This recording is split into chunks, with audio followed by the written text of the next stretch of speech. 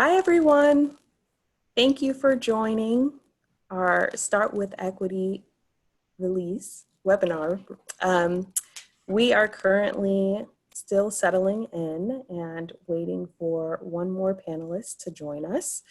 But in the meantime, please set your computer to gallery mode so you can view our ASL interpreters. We have two. The first is named Jen. She should be at the top of your screen. And then the other person who will come in a few minutes later, her name is Susan. So we look forward to getting started. We will get started in just a few minutes.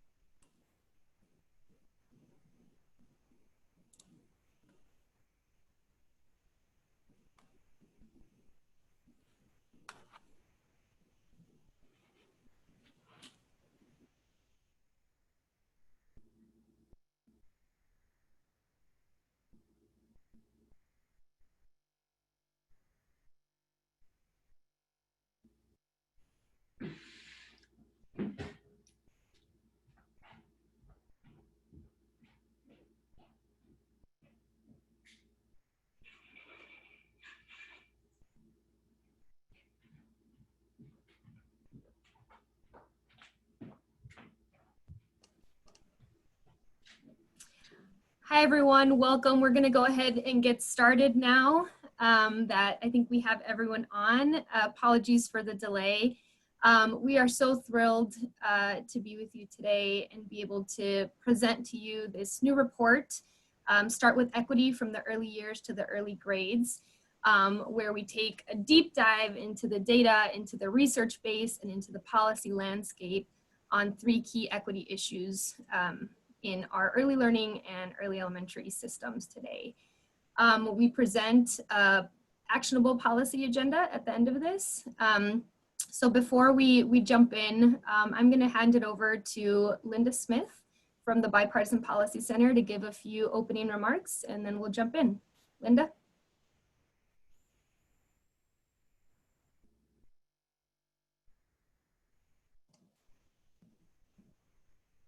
Not getting any sound.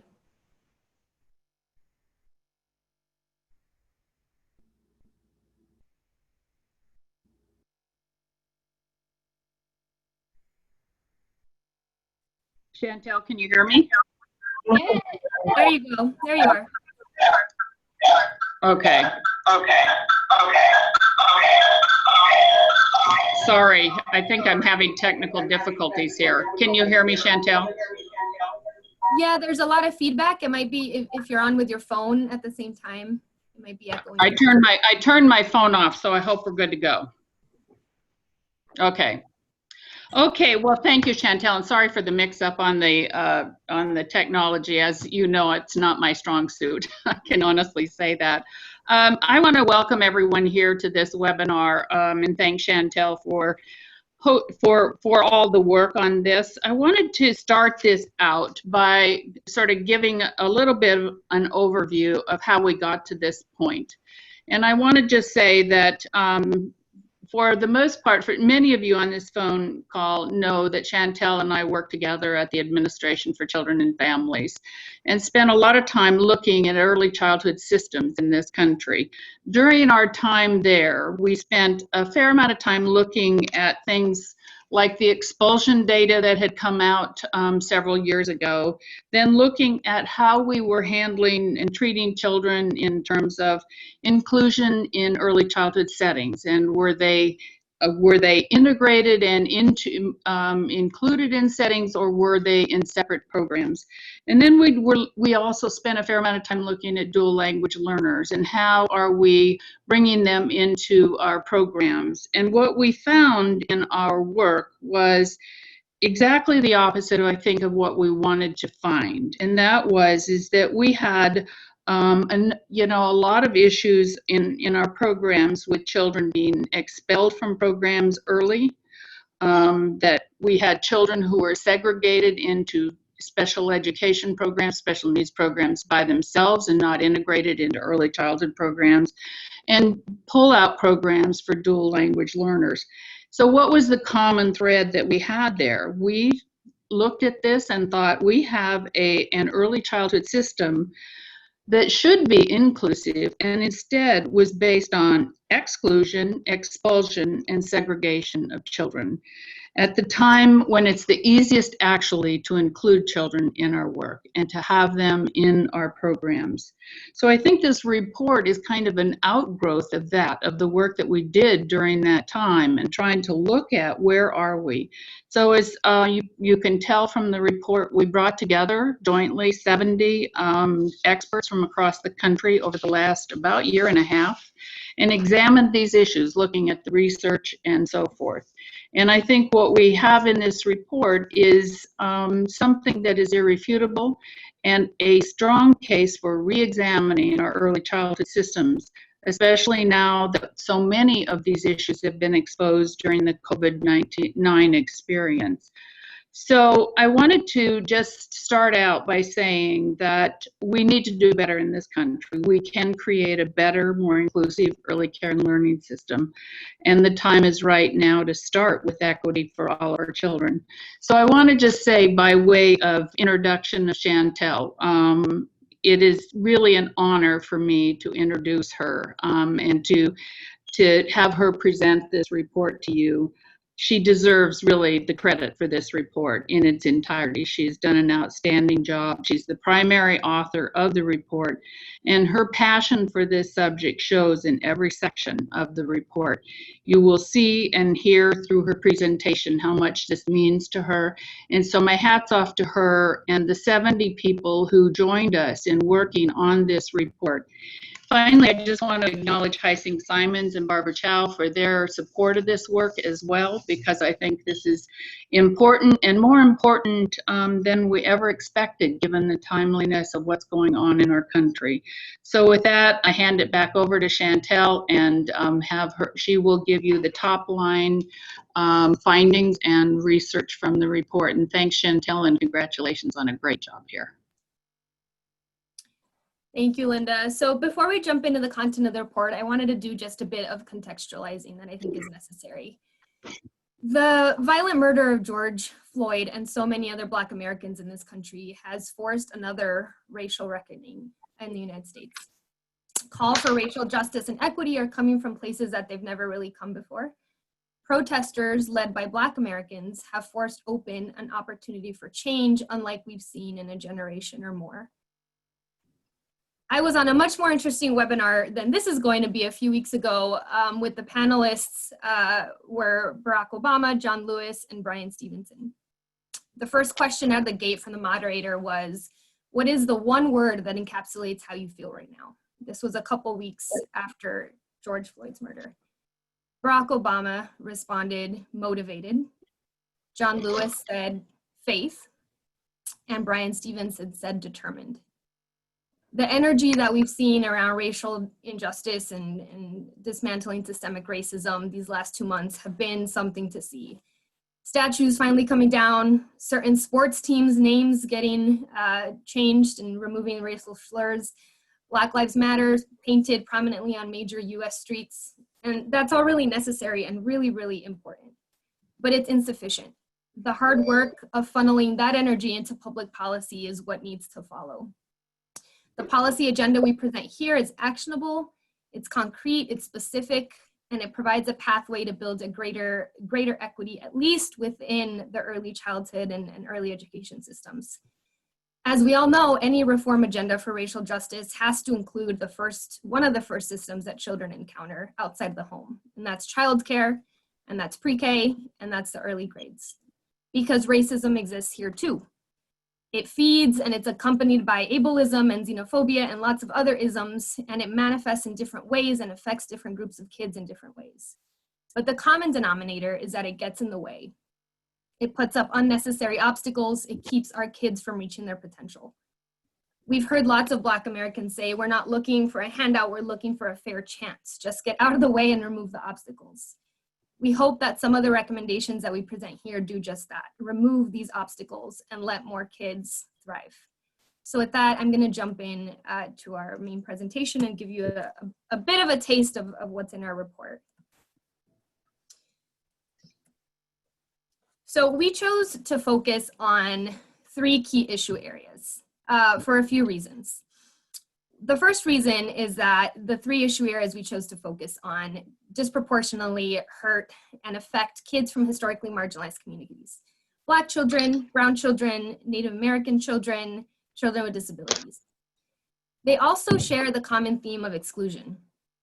Physical exclusion, exclusion from pedagogy and general education curriculum that we know works, exclusion from learning alongside their peers, exclusion in lots of different ways. And I also want to say that these 3 things aren't everything, right?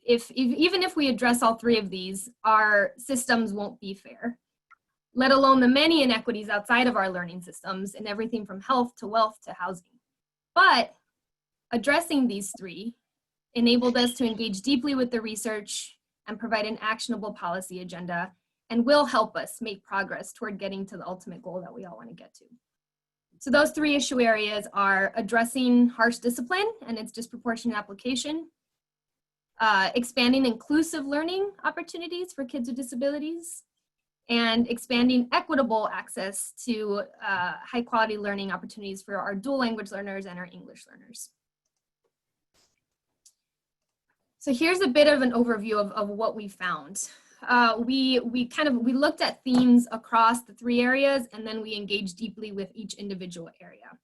When we looked at our themes across areas, the first thing we found is that racial disparities exist across every area, across ages, across systems, and across every state and within states. They're everywhere. We found that they are fueled by bias. They are fueled by bad policy, by poor implementation of policy in some ways, and lack of monitoring and accountability. They're fueled by a lack of investment in supportive investments like social emotional learning and mental health consultants and other kind of supportive resources that help social emotional development. We learned that teacher preparation, and this might not be shocking to folks, but teacher preparation and professional development is sorely inadequate in addressing equity. We learned that segregation is quite common, particularly for kids with disabilities and English learners. As a reminder, we did not look at racial segregation in this report, but we all obviously know that that's also a big challenge. We learned that programs that have been designed to support historically marginalized communities are severely underfunded and in fact starved. We learned that there are policy differences, major policy differences across state lines and within state lines, with education being so local. We learned that monitoring, as I mentioned before, and accountability, and kind of tying those 2 together is a really big problem. In some of these areas, we already have pretty strong policy or standards or a law to support inclusivity, but the implementation and kind of the monitoring and accountability is significantly lacking. We also know that there are some major data gaps across these 3 areas that we'll dig into a little bit more as we continue going down the road.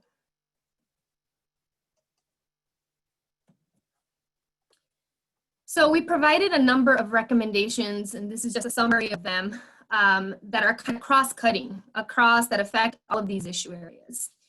The first one is really to fully fund programs designed to support kids from historically marginalized communities and fund them equitably, which means taking into account the historical marginalization and the underinvestment that has been placed in these communities and for these kids for so long. The second one that we recommend is really requiring states to make equity plans and to build equity plans, and to require equity plans in applications for federal funding, and to require progress on those equity plans for continued federal funding. The other is, again, you'll see this as a theme, is to really shore up monitoring and accountability at the federal level and at the state level, and all the way down, because it really sets a tone and it sets a pattern. If the feds aren't looking, then the states are less likely to look, right? So it kind of goes all the way down the road there. Prioritize inclusive learning. In any new reauthorizations of existing laws, in any new laws, in any kind of regulations moving forward, through all of the levers that we have, really promoting integrated learning by language, by disability, as we focus on in this report, by race, and by socioeconomic status, among others. Supporting educator preparation and development that's really grounded in equity. Equity can't be an add-on or a one-off training. That's not going to cause the true transformation that we need to change behaviors. We need preparation programs, and we need development programs and continued coaching that really get at the root of this and provide a deep understanding for equity in diverse populations. Funding longitudinal disaggregated data to better understand child wellness across a number of these indicators. And including funding in any upcoming stimulus bills on equitable access to early education, not just general, but equitable. So I'm gonna dive in now to each of the individual issue areas that we covered. The first issue area is harsh discipline. And I should say, and I'll mention it again at the end with some more dates, but we are hosting 3 additional webinars where we're going to take deeper dives into each of these individual issue areas. So for today, I'm just going to touch on each one, but in our subsequent webinars, we'll take a much deeper dive to show what we found. So here's what we know about harsh discipline and disparities in discipline in the early grades and the early years. We know that it starts early, we know that it happens often, and we know that it's disproportionate all the way across, with Black children and boys and children with disabilities being disproportionately the targets, and Black boys with disabilities being kind of the most disproportionately affected by this.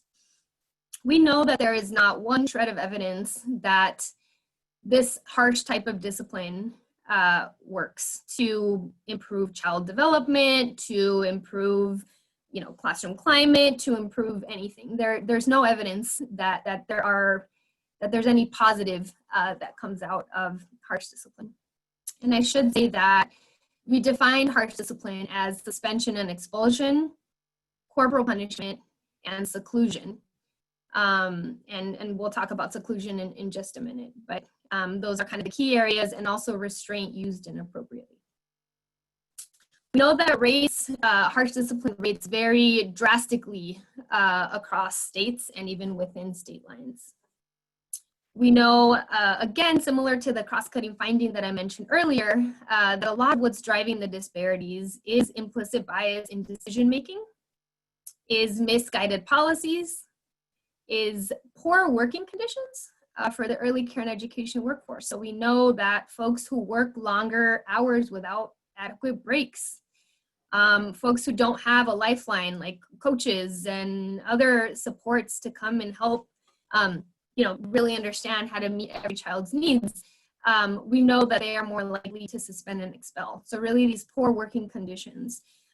We can't ignore the low compensation that a lot of our childcare field gets, and kind of the stress and everything surrounding that comes with that. Again, lack of support resources, things like positive behavior intervention support or mental health consultation or other interventions, and school climate. We know that there are a handful of interventions, the ones I just mentioned, that decrease exclusionary discipline and have been found to decrease exclusionary discipline. But we know that very few have looked at closing disparities in exclusionary discipline. Positive behavior intervention support has started making gains on that end, but I'd say it's still early. Mental health consultation, I think there's a number of small studies, again, very early in development, but no one kind of approached their evaluation with this kind of tenet in mind and central. So there's an evidence base that was built showing kind of the improvements in social emotional development, the decreases in expulsion and suspension, but the question of disparity and closing that gap wasn't central to those evaluations. And so we're excited to see that that's an emerging and growing area.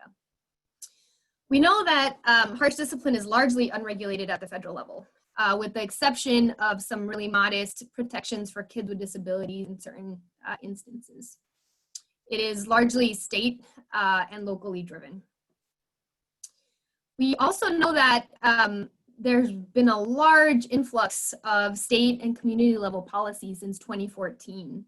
2014 was the year the Child Care and Development Block Grant passed with new language on suspension and expulsion. So that really started a lot of executive action at the state level on suspension and expulsion. It was also the year that we released the civil rights data collection data for preschool children for the first time. So that was really lifted up and prompted legislation, particularly in pre-K and in the early grades after that happened. We also know, however, that despite this like influx of lots and lots of policy in different forms through policy statements and through legislation and through regulation in some ways and through other types of executive actions, that the quality of those policies greatly varied. So the extent of the protections for children varied, the breadth of how much of the system the policy covered varied, the list of accepted behaviors for which a child could be expelled varied. So we've seen some places that list like 20 reasons why a child might be expelled or suspended, many of which are developmentally appropriate. So, you know, the investments paired with the policy for social emotional development and teacher training and other sorts of supports, that also varied. So we see a really wide range of quality when it comes to policy. So I'm just going to touch on this really quickly. We did analysis looking at pre-K through 5th grade, really that early ed through the early grades in kind of public systems. And we did it state by state. And what we did was we compared to control for population for every 1,000 kids, for every 1,000 Black children, how many were suspended? For every 1,000 other non-Black children, how many were suspended? And then we compared the difference to kind of calculate a disparity and a difference there. And you'll see from this map, there was no state that had no difference. Every single state in the country, Black children were more likely to be pushed out. The darker red color here you'll see were the states that had the largest degree of difference in rates, with Ohio actually getting the crown for having the worst and highest disparity, and Hawaii having the lowest disparity. We also looked at corporal punishment by state. And we wanted to do this because corporal punishment is only legal in 19 states, and we'll get into that in just a second, but it is legal in 19 states in public settings, and it is legal in every state in the nation except 2 in private school settings. These data are from public settings, and again, it is at pre- to 5th grade. It's that young end of the young, the student spectrum. And what we found too, there wasn't the same degree of racial disparity in every state. And where you see the arrows here pointed is, some of the states that were driving the largest disparities. So for Black children, we saw Georgia, Louisiana, Mississippi, South Carolina, Texas have some of the largest disparities. For example, in Mississippi or Louisiana, for example, Black children made up less than half of the population, but they made up over 60% of suspensions. If you look on the right side of your screen, the other two arrows are for our American Indian Alaska Native children. We also saw significant disparities with them.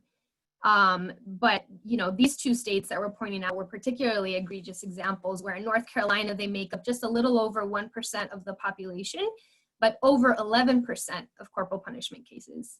In Oklahoma, similarly, they make up a little over 11% of the population, but over 23%, almost a quarter of all suspensions in the early grades. Now, really quickly, I'll jump into seclusion, but just so we're all on the same page, because this isn't one of the issue areas that has gotten a whole lot of attention in the early ed space. Seclusion, as is defined in the Civil Rights Data Collection, is when you basically lock a child in a room without the ability to get out. You may have seen news stories about it.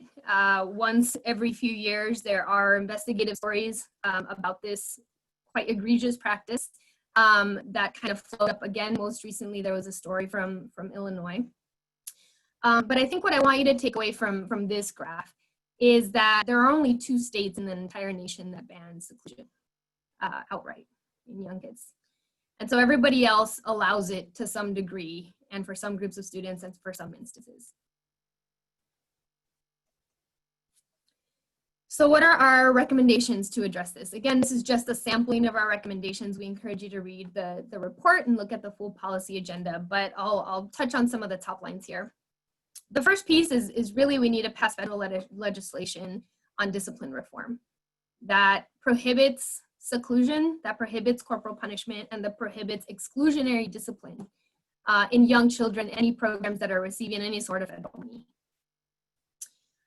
We need to address discipline in IDEA and get rid of the allowance that is currently in there for a 10-day suspension for children with disabilities, and tighten up restrictions around restraint and disallow seclusion as well. We need to prioritize and invest in at the federal level, again, on these supportive, positive measures that heal and support and help kids thrive, as opposed to measures that are meant to exclude, like school resource officers. In terms of federal agency recommendations, we talk about reinstating federal guidance that discourages exclusionary discipline and that really monitors civil rights violations and disparate impact of exclusionary discipline. We talk about requiring states to report what their exclusionary discipline looks like and disparities in that discipline in childcare settings, because we really have no sense of that in the data right now. We talk about raising awareness about the negative impacts of exclusion and suspension, really using the bully pulpit for that. And we talk about tying federal funds to state progress in reducing disparities across these harsh forms of discipline. At the state level, we similarly recommend prohibiting the harsh forms of discipline I mentioned before, investing in data systems and professional training systems. And moving on to the district level, similarly, you'll see these kind of nested at different levels. Districts that reside in states that allow corporal punishment, for example, have the option not to use corporal punishment. And so even if folks do live in those states where corporal punishment is legal, districts can decide and make the policy to not use it. And so we recommend some of those kind of nested approaches across. So the next area that we're going to talk about is segregated learning, and really the lack of inclusion that we've seen of kids with disabilities in general learning settings. So here's a quick review of what we know. We know that for inclusion, there is a strong research base that shows that it works. Kids with and without disabilities do better in inclusive settings when kids with disabilities are included. We know that we have quite a strong law that is clear about prioritizing inclusive placement for kids with disabilities. But we also know that despite those two things, that progress has been slow. It has been painfully slow.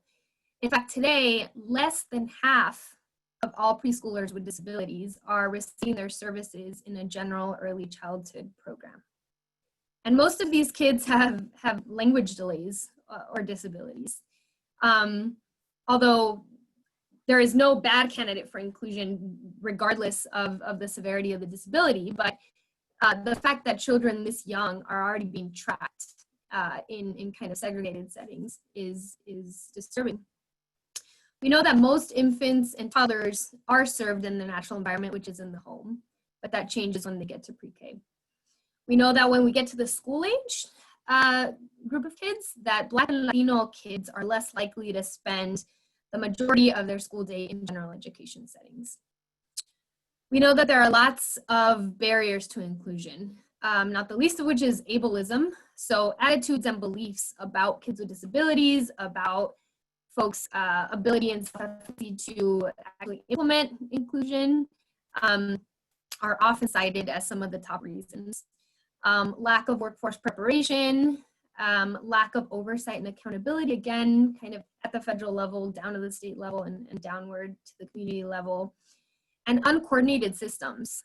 So we have childcare, we have Head Start, we have pre-K, we have the K-12, we have the special ed system, and they're not always coordinated.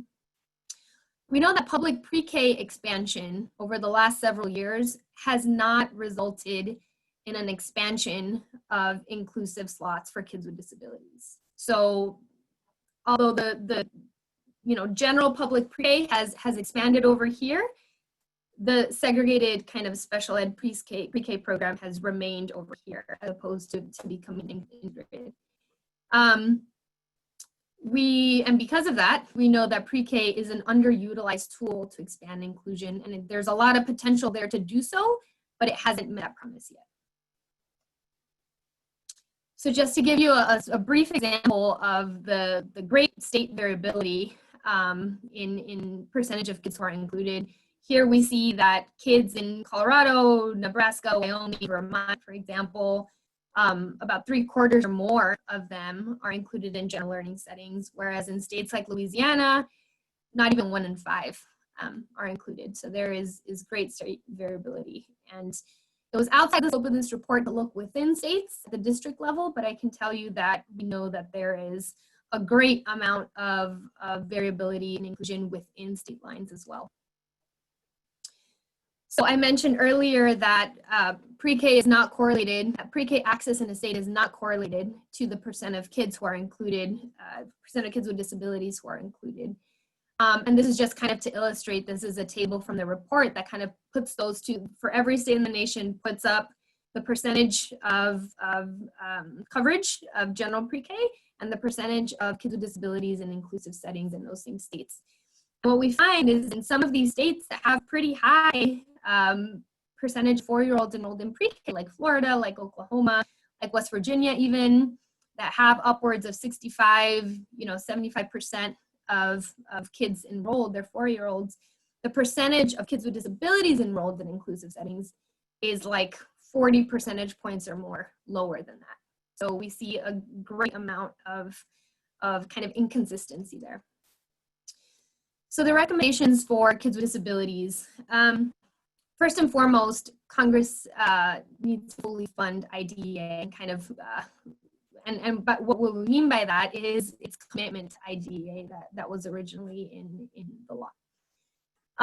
We need to, in addition to fully funding IDEA, also increase funding for infants and toddlers, and for Part D of IDEA, which gets to monitoring and accountability and technical assistance and training efforts. We recommend requesting 3 GAO, Government Accountability Office studies on IDEA. One on what the cost is to fully fund high quality inclusive services for kids with disabilities, what the costs are to not fully fund that, and how that detrimentally affects children. And to look at greater depth into the equity and IDEA rule that was passed back in 2016 at the end of the Obama administration, really look at what the implementation of that rule has been at the federal, at the state, and at the local level. In terms of our federal agency recommendations for this one, monitoring and accountability is really big. So at this point, the Department of Education does monitor for least restrictive environment provisions, so the extent to which kids are included. but it does not take that into account in determining how well a state is doing or future federal funding. And it does not take any indicator, any monitoring indicator for early childhood into account at all. So clearly we think that that needs to change. Really trying to incentivize meaningful structural inclusion reforms through federal grants like the preschool development grants. And really ensuring, partnering, kind of forging a partnership between Department of Justice, Education, Health and Human Services to ensure that childcare programs are ADA compliant and have the supports they need to be ADA compliant. In terms of states, similarly, kind of going down, there needs to be more modern accountability for inclusion at the state level to districts. We need to, our other recommendation is pulling from Head Start standards. So Head Start has a requirement that 10% of enrollment be kids with disabilities. And we've seen that as an effective tool to ensure that Head Start programs are inclusive and serve children with disabilities in inclusive settings with their peers. Our recommendation is to expand that requirement to public pre-K programs. Ensuring IEP teams are well-trained and accountable for making inclusive placement decisions, and really deploying teams and providing technical assistance at the state level to local communities and districts, really trying to target those that have the greatest problems and the greatest segregated learning settings and percentage of kids in those separate settings. At the district level, we recommend a number of, again, this is really where the meat of it is, at the district level, at the local level,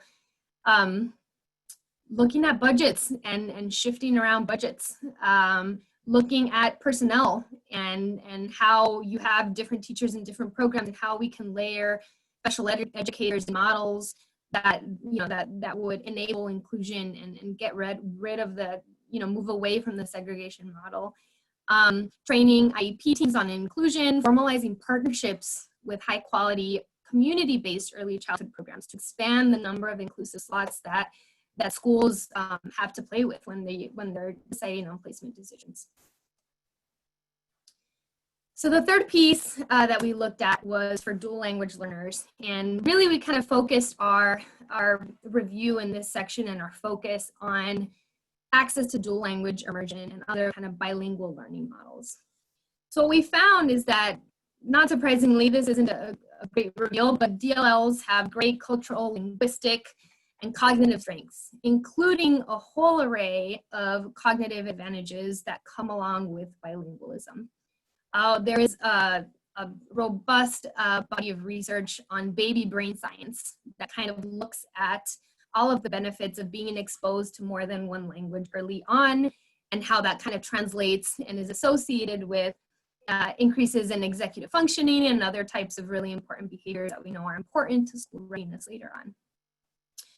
We also know that DLLs and ELs do better in bilingual learning models, or in dual language immersion models, as we call them.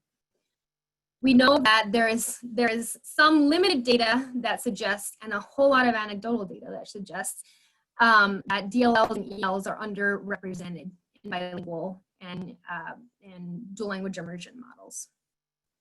We know that there's been an explosion in interest and excitement and support for bilingual learning across the country. But we also know that as a country, we've perceived bilingualism as really prestigious and like a really great enrichment to kind of get ahead for one group of kids. But if we have English learners and DLLs who come to our doors being bilingual, that is seen as something we kind of need to get rid of, and we need to really immerse them in English, and as opposed to pull out bilingualism as the strength. And that is a challenge, and we're seeing as a trend, an early trend, that ELs are being underrepresented in these programs, that for some kids, for kids who speak English at home already, bilingual programs are a really great enrichment. Like, I wish we had bilingual programs for everybody. But for DLLs and for ELs, it's a much higher stake situation. It could determine whether or not they have access to general education, to the curriculum, whether or not they can communicate with their teacher, whether or not they're segregated and pushed to a separate program to be immersed in English only. So we see the stakes being higher. We know that, again, similar to these other areas, that standards vary greatly across states. We know that Head Start has some of the best and most comprehensive standards on dual language learners to support dual language learners, but the implementation varies. We know that no state has kind of a comprehensive set of quality standards for DLLs, and in fact, 18 state public pre-K programs have no policies for DLLs at all. A recent NEAR report found that finding. We also know that funding for DLLs and ELs has been woefully inadequate and insufficient. Title III has been stagnant, which is the piece where that includes funding in the nation's education law, and has not kept up with inflation or the increase in numbers of English learners. So just to jump in with a little bit more depth and detail into the dual language immersion and bilingual learning and why that's so important. The research is quite clear here. DLLs who are able to engage in bilingual programs are in high quality dual language programs. They learn English quicker. They outperform their peers in math and in reading. They reach academic norms, and they become biliterate, which we know has economic benefits later on. There's really kind of no contest here. And native English speakers in these programs also outperform their peers in a number of areas. So the bulk of the research has been in K-12 spaces, but there has been, you know, a handful or more studies in early ed that finds a similar type of pattern, that finds that preschoolers who are in dual language models outperform their peers in math and reading and English proficiency. There's a recent study looking at Head Start programs, comparing Head Start programs who did a dual language immersion model versus those that did primarily English with a little bit of home language sprinkled in. And they found that the dual language immersion program, that kids came out with higher English and Spanish proficiency. And so again, you know, kind of showing the benefit of this type of model. There's also been non-academic benefits that have been recorded, like orienting to tasks, attention, tolerating frustrating tasks. And if you think about what those things mean for learning and perseverance and work ethic, they're just as important as some of these academic findings. So when we look at our recommendations in this space, the first one is to really increase funding and at least get Title II up to par and doubling it, which would barely take into account inflation and the increased numbers of ELs in this country. Requesting some more GAO studies to get a better sense of federal funding, existing federal funding on English learners and where that's going and how it's being spent and how it's working.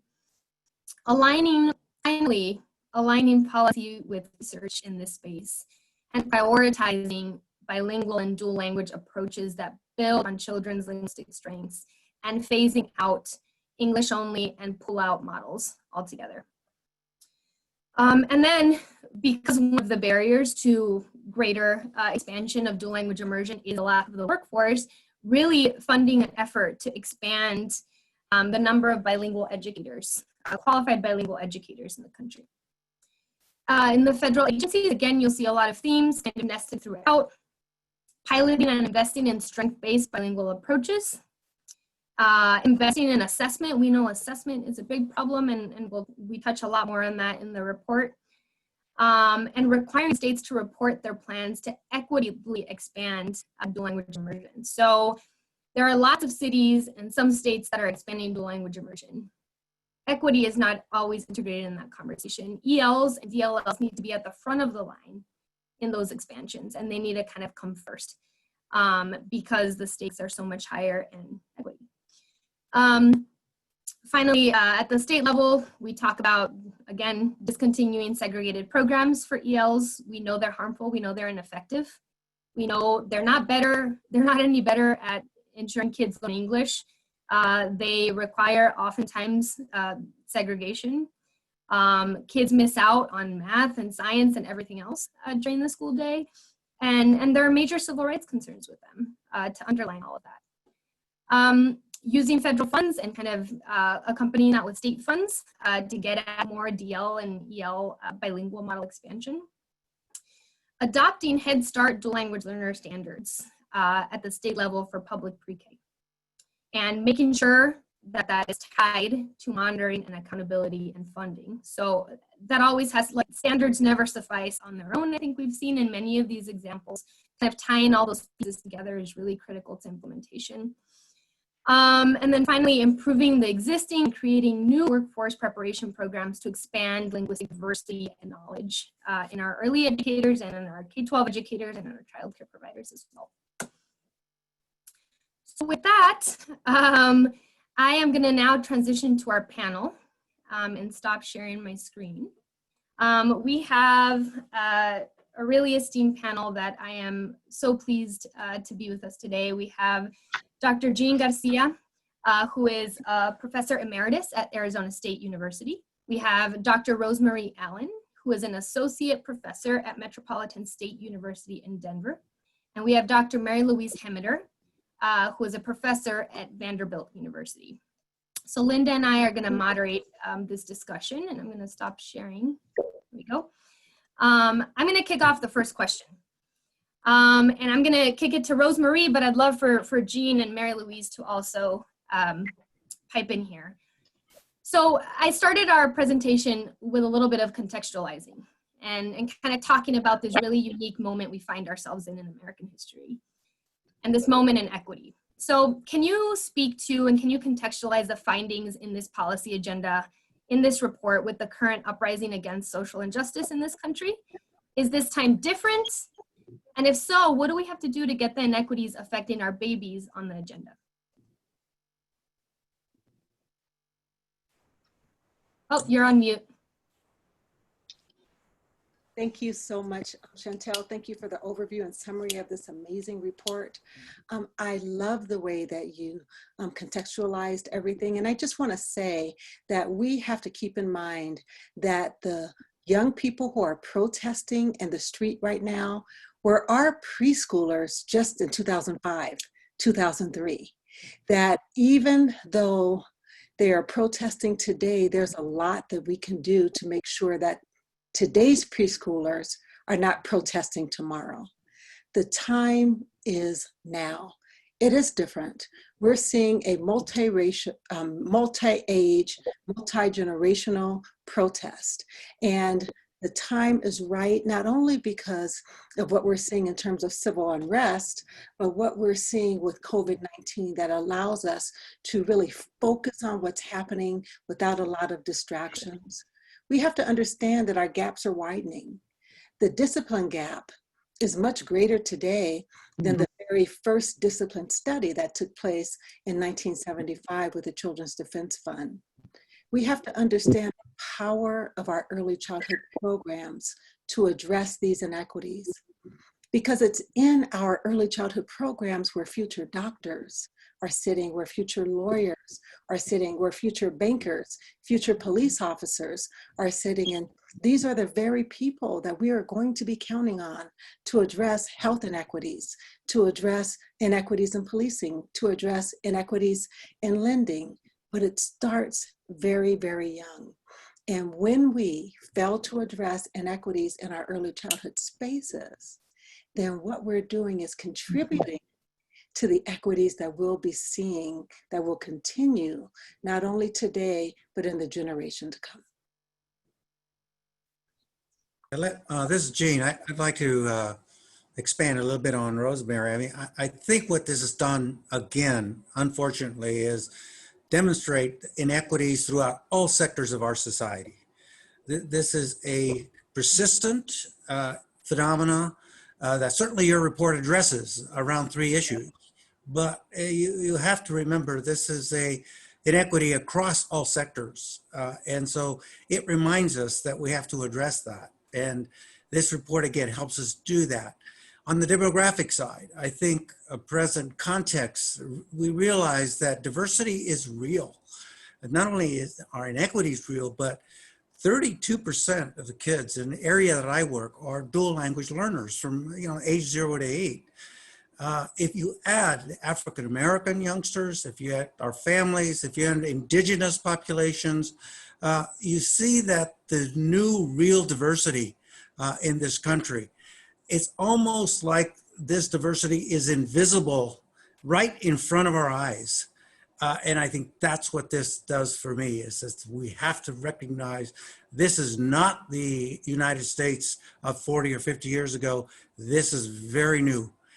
And we appreciate essentially bringing the attention to some of these inequities in our society.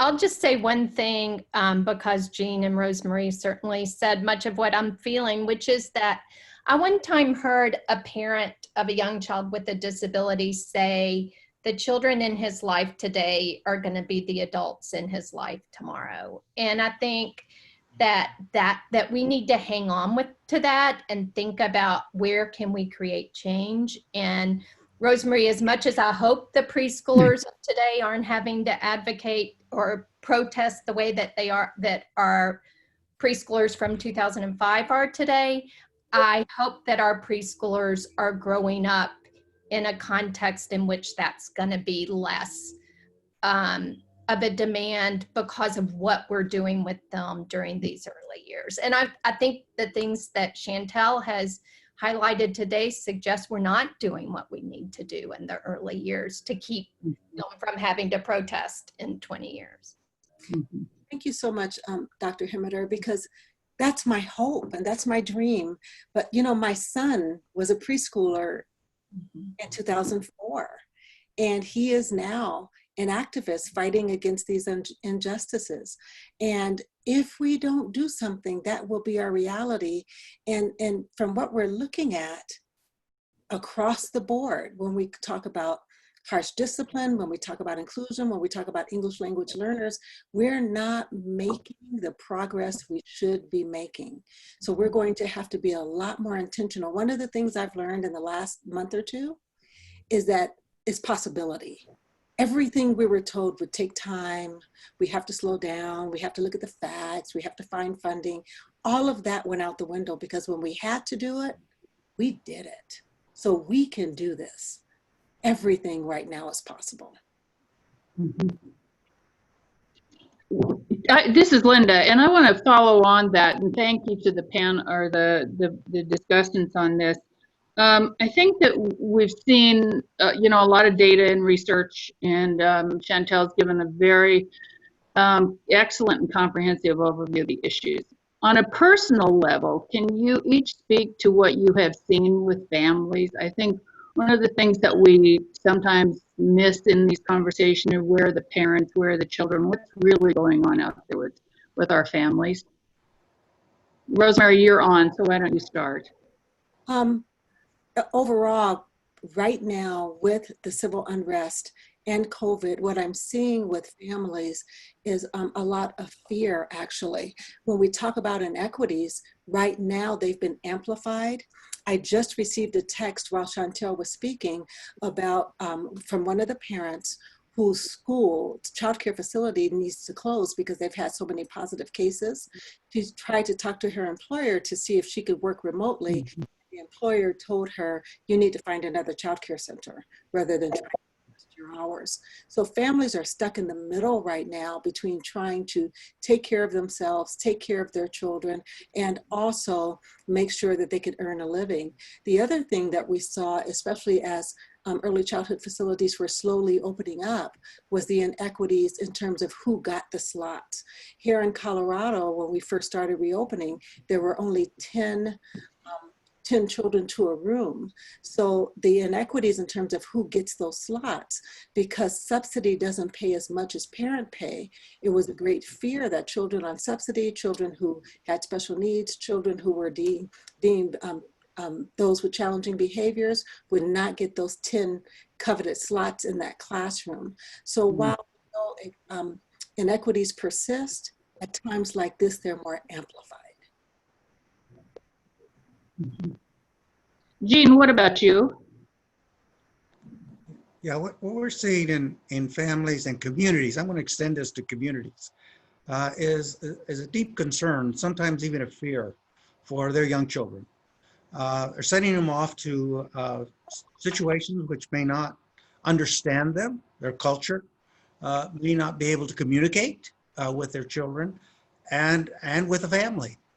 So these are very significant family and community issues. As a higher ed administrator, I worry about the people we place in those situations to serve those families and communities. So it is this notion of interacting between parents, families in general, and individuals who are intending to support, to develop, to teach the children of those families and those communities. That intersection is one that is at this moment very fragile. And unfortunately, needs a lot more attention than we're giving it at the moment. Oh, wow. And Mary Louise, how about you? Yeah, this is kind of fresh on my mind. I'm like Rosemary, I'm getting texts and emails all the time about these issues, specifically as it relates to children with disabilities. And so all those inequities around which kids are going to get those slots are kind of rearing around kids with disabilities. And so a couple of things that have happened in the last week are a program that said to me, well, we don't think we can let the kids with disabilities come back because of the legal implications. Like they're somehow going to be sicker than other kids, right? Yes, some children with disabilities might be at higher risk, but there's nothing about children with disabilities in general that would make them at risk. So it's kind of looking for a way to exclude children with disabilities at this time. And then the opposite side of that is that there are some families of children with disabilities who don't feel comfortable with them going back into these settings for whatever reasons.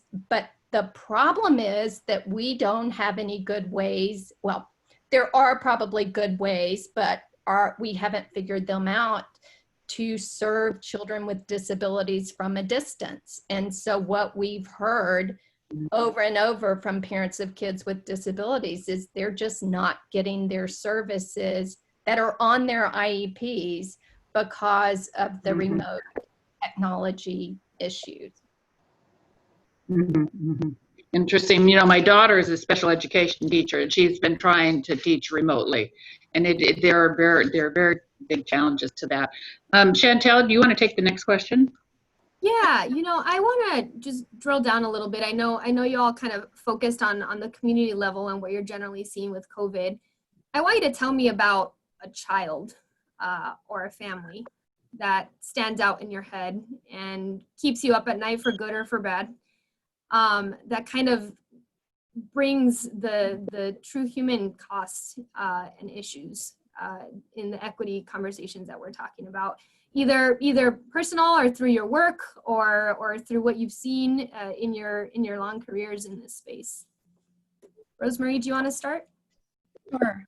When I'm asked to share a story, the saddest part about that for me is that there are so many stories to share. And what we know is that children who are suspended are more likely to be suspended, and then they're deemed troublemakers in the classroom. I had a call from a parent. Her child was suspended. He was suspended because he would not sit in his chair during small group time. And the teacher first labeled him aggressive. And the parent challenged that because she knew him to be a very soft-spoken, quiet, compliant child. And the teacher said, well, he's aggressively not sitting. And she tried to qualify that. And no one could understand what was happening. He was suspended for 3 days, and I accompanied the family to the reentry meeting. And it turned out that the child would not sit in his chair because the children around him kept patting his afro and calling him spongy head. Spongy head. And being the quiet, compliant kid that he was, he didn't fight back, he didn't argue, he just wouldn't sit down. As long as he was standing, they couldn't reach his head. And it just saddened me to know that this child lost 3 days of instruction, 3 days of learning, 3 days of interacting, simply because the teacher didn't see him. And it was much easier when we talk about how these systems work together through her bias. And we know that big Black boys, as Dr. Gilliam reminds us, are most likely to be suspended. through her bias, this is a Black boy, he was very big for his age, of course, an African-American child, that her bias did not allow her to see him as the victim. And it was much easier to suspend this child simply because other children were petting him like a puppy. He never fought back and he was so quiet, but to suspend him without even understanding or knowing why. And unfortunately, this happens across this country all the time. My greatest fear for this child now is that he has been suspended and now it's on his record. And my hope is that he won't be in that churn of being suspended again and again, as research tells us could very well happen. I want to tell you about Ernie. Ernie comes from a farm worker family, speaking Spanish at home with about 8 brothers and sisters. Down syndrome, parents don't understand what that means and sends Ernie to school. What happens at school is that the place called school, at kindergarten at least, no one could understand Ernie. They knew he was Down syndrome, but they couldn't communicate to him or to his parents. They asked his older brother to take him home because they didn't know what to do with him. Now, there are more Ernies today, and their names are Abdul, Lein, and Jose, maybe. And by the way, Ernie was my brother, and I was the one who had taken him home. Wow. Wow.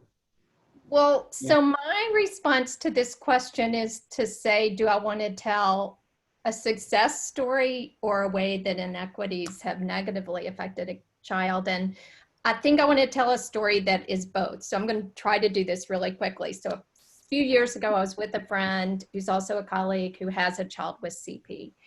And her daughter is mobile, walks with a walker, has a great communication system, has always been fully included in public schools, has always gotten the support she needed. And we ran into some friends of theirs who have a daughter the same age, who was in a wheelchair, was not able to navigate the wheelchair alone, did not have verbal language, did not have a good did not have any alternative communication system. And after they left, my friend said, our girls were in early intervention together. And so the 2 kids had started off in an early childhood inclusive setting together, and they were known for being a lot like each other. So they both started out in inclusive settings. They both started out doing well. And the other little girl went on to a segregated classroom where she remained until we saw her. And I was talking to my friend about what happened, what was the difference? And the difference was that, and I want to be really careful here about making this clear, which is the difference is that my friend and her husband were special educators, and they knew their rights. And they knew how to demand to the school board that their kid get what they needed. They knew to not sign that IEP if the child wasn't going to get what they wanted.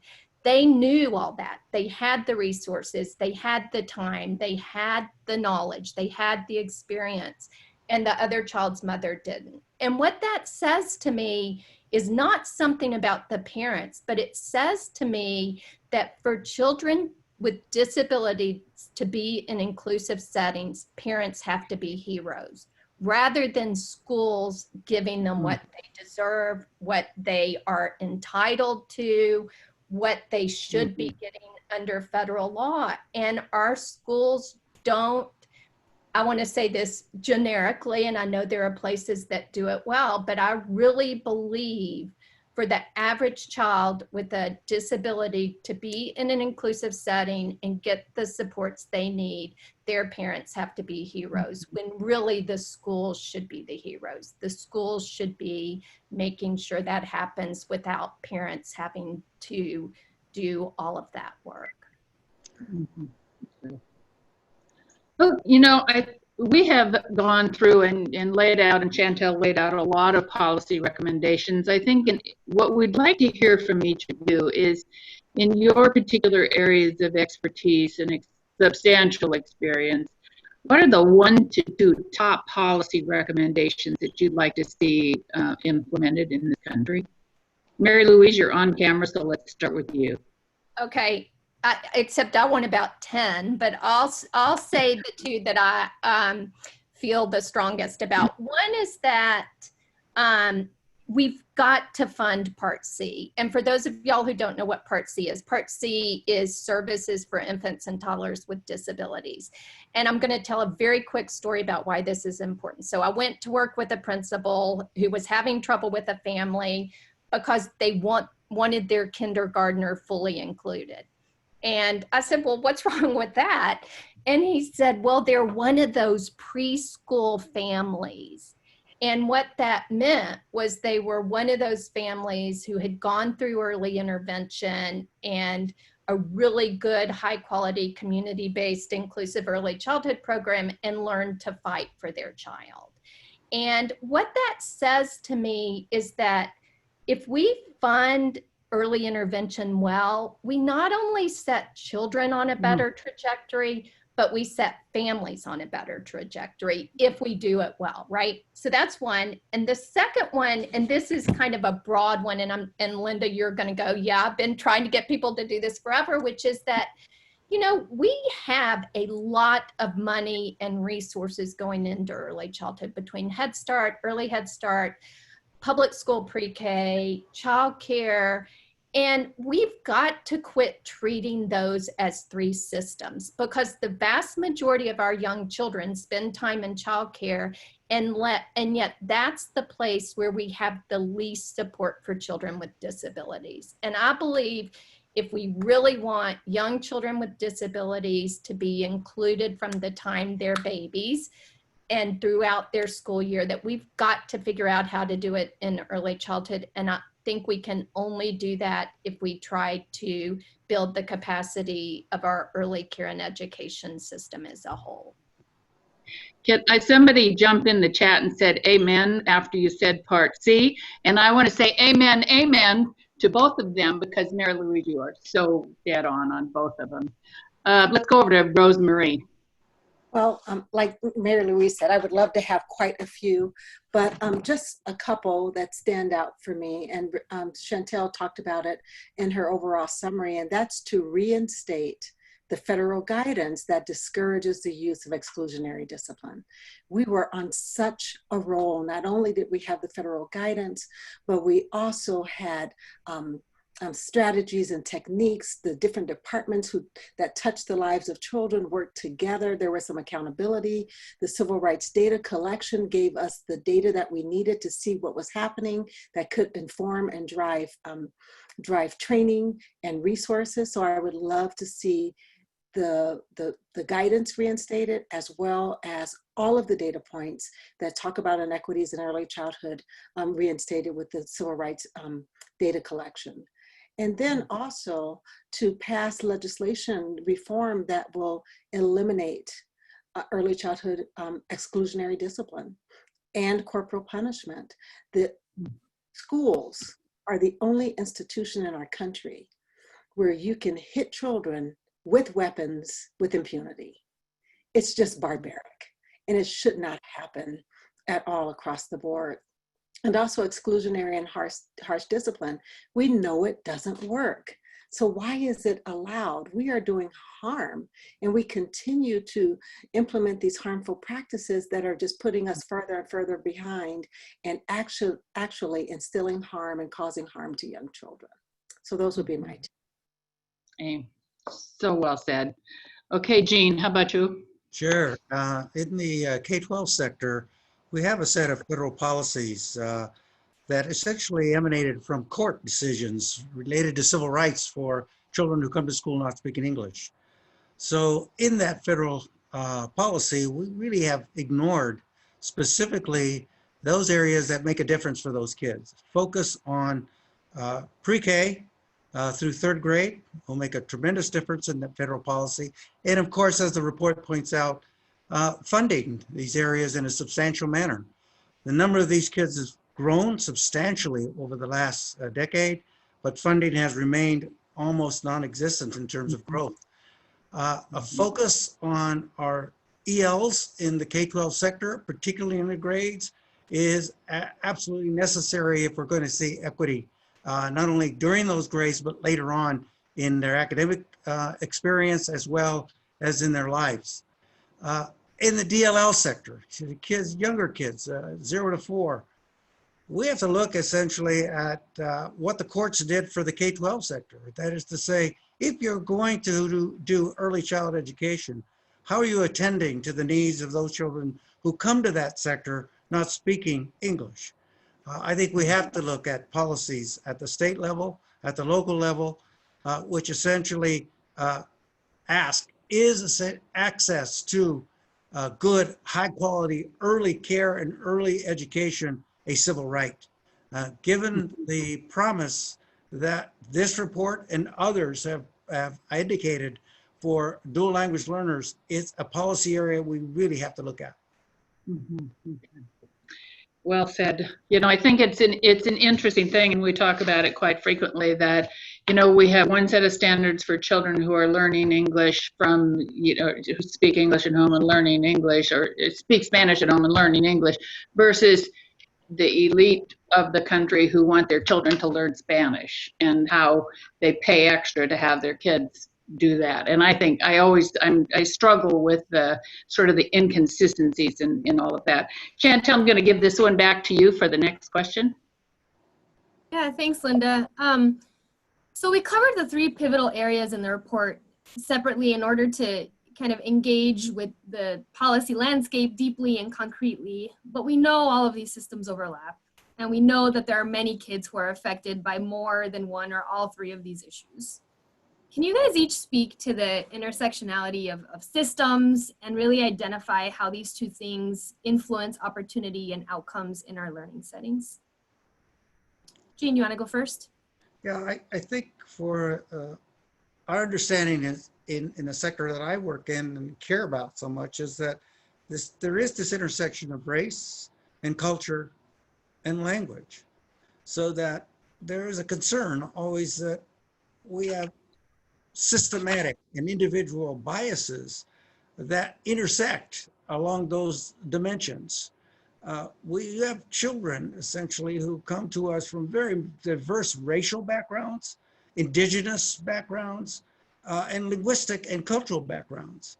And so our policies essentially are not always aligned with that understanding. In fact, in many cases, it's one size fits all. And that is just not the case with this intersection of race, culture, and language. And so the bottom line is we must attend to the notions that language that is not English is still a resource, that bilingualism is not bad, it's probably pretty good. And essentially seeing other diversities and cultures and ethnicities and race as resources instead of problems. So those are sort of the things that I see not implemented, not understood, not realized as we think about not only the policies, but the practices every day in serving these communities. Rosemary, do you want to chime in? Sure. I'm thinking about the intersection of race and ability specifically, that so many African-American children are being suspended rather than treated. When we look at categories of special ed, we know that African-American children are more likely to end up with the behavioral disorders. We know that they're underdiagnosed with autism. I said that once and I was asked, well, what happens to Black kids with autism? And I said, they get suspended and punished rather than treated. So my own mom was a disabled woman who was forced to go into a set-aside program, and those days they were institutionalized. So she was not only in a school, but she was in a totally separate building for children with handicaps. My grandmother was very forceful, very much like Mary Louise says, she was a hero, and forced my mother to go into forced public schools to allow my mother to go there. But I'm very concerned about what happens to Black children who have disabilities, especially in those areas where they're underrepresented, where they need the services. But I'm also concerned about the overrepresentation in behavioral disorders. Yeah, and there's a whole discussion about that in the report. We definitely look at that intersection. ML, do you want to chime in, Mary Louise? Yeah, I was just going to kind of chime in on what Rosemary just said, and I won't push it too much. But, you know, I think there's this trajectory that starts when young Black boys are suspended from pre-K or childcare when they're 2. And what we know about that is that the more you're suspended, the more likely you're going to start school and get labeled as a child with a behavior problem or behavior emotional disorder. Once you get that label, you're going to be in a segregated, you're more likely to be in a segregated setting, and you're not likely to move out of a segregated classroom. And the longer you're in a segregated classroom, the less likely you are to finish school, and then the more likely you are to have problems after school. And so I think that our young Black boys, young boys of color in general, are getting suspended and expelled, and that sets them up to be labeled as a child with a disability, when I think, Rosemary, you're exactly right. We haven't treated them. We haven't supported them. We haven't even attempted to set them on a different trajectory. I think excellent answers to all of those questions. I want to just turn now to Rosemary and ask you one question. You've been in pretty much every part of the early childhood system. I think when I first met you, you were a state administrator, and you've been in so many parts of this community. From your experience, what's your advice to us? What do we need to do now that will change this system? Thank you so much for that, Linda. And what I found over the life of my career is that teachers enter into this field because they want to positively impact the lives of young children.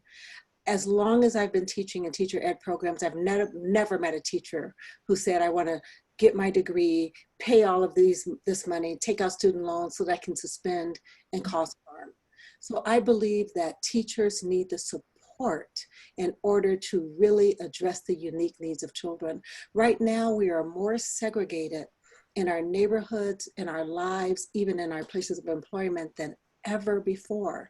We don't know each other very well. We've not been taught how to live together. We don't know how to address the unique needs of this very diverse population that Dr. Garcia talked about.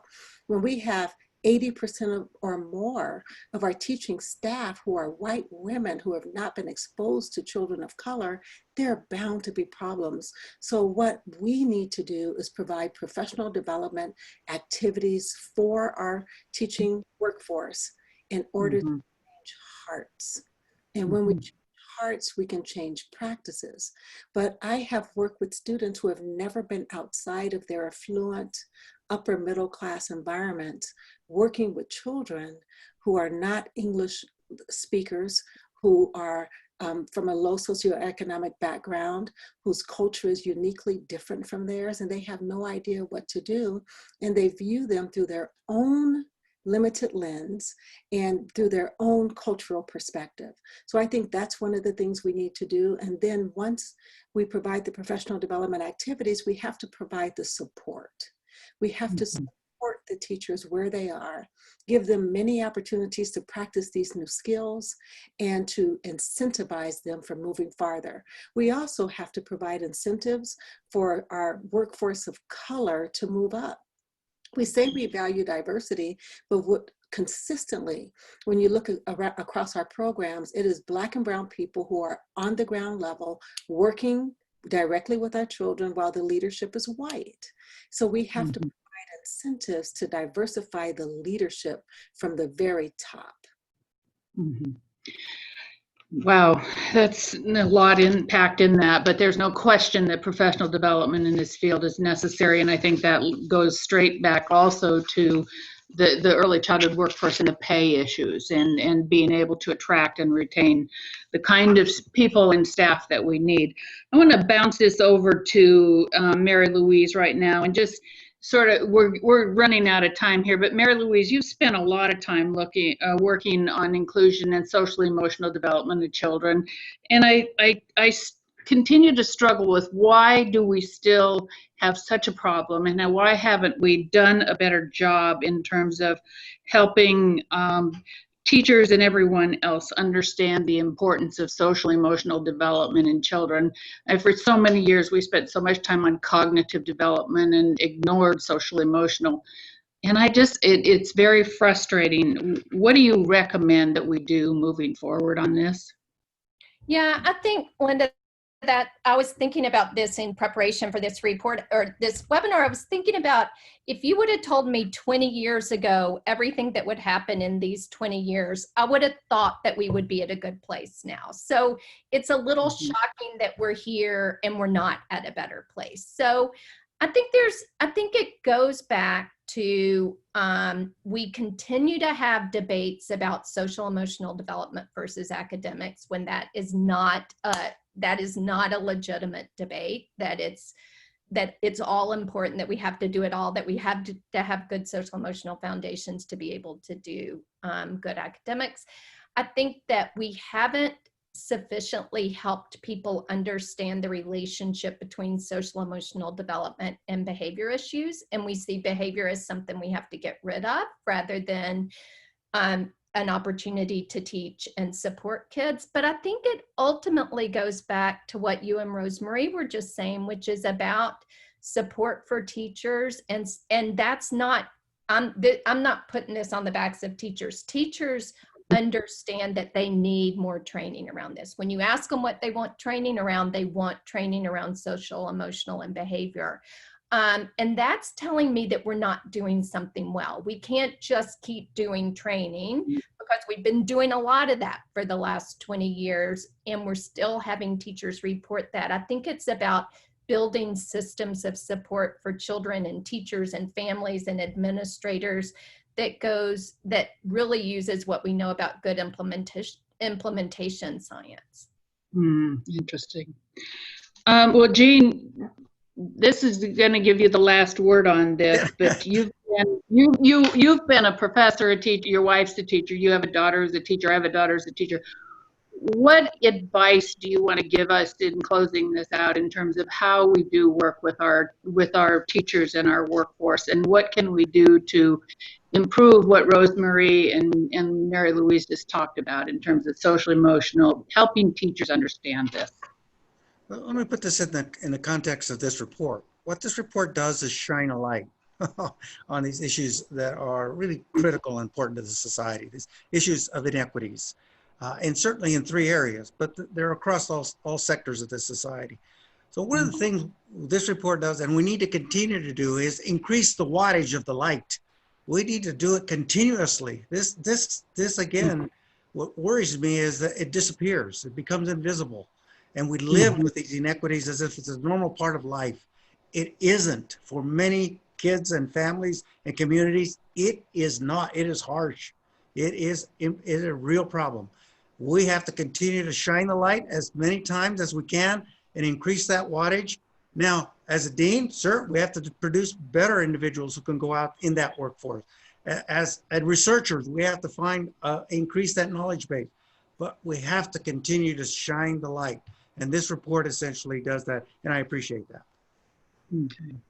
Well, I'm going to turn it, thank you to all of you. Such an amazing conversation, and it's so many things to think about. I'm going to turn it back over to Chantel now, who's going to talk to you a little bit about the next webinars that we're going to have where we dig into each of these issues.